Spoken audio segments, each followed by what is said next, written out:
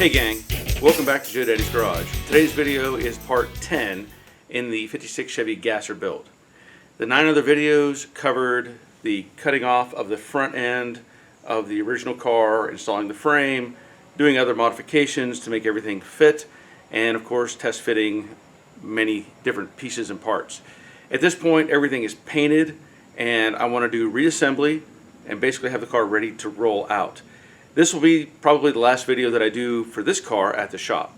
The owner's getting the car back and then it's on him to try to get everything put together so that it's drivable. Once that happens, I will probably shoot some video at that point of the car together driving. So I don't know when that will be, honestly, but I'll see what I can do to get some footage for you. So for this video, I'm going to be reinstalling the leaf springs, reinstalling the axle, installing the rotors, the brake calipers and the brackets, the wheels, the steering arms, all that sort of thing has to be put back in place.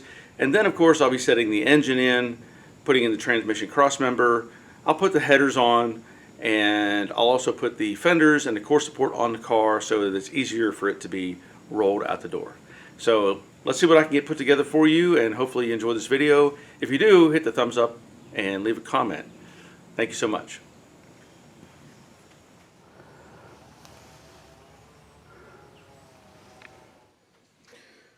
One thing I'm doing different on this is the bolts that came with this, the silver ones, are actually a little bit short. So I'm going to use some different bolts, some grade 8 bolts, and be confident with the length on these.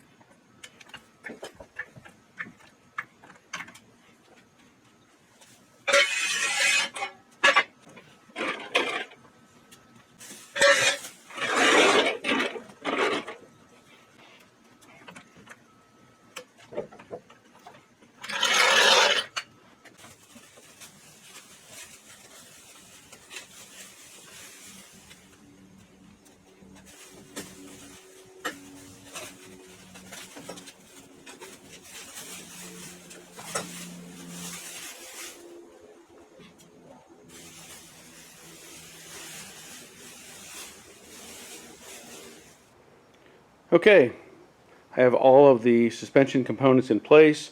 This is actually the first time I've had everything bolted on. The shocks, the steering box, I had the bolts tight in every location, and I'm pretty happy with how it looks, and I think it's going to be fine. You know, we've talked before about the bump steers possibility.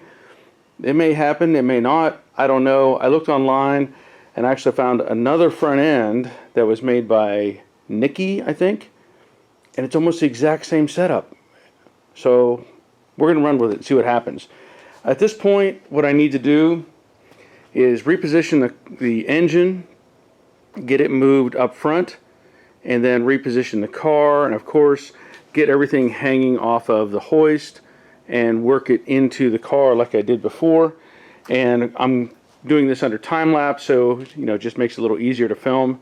But I want to get everything in, and then I can set the cross member underneath the car and for the transmission, get all that in place, and then I can move forward with getting the headers on, and also the core support and fenders and all that sort of thing. So yeah, it's pretty close to being ready to move out.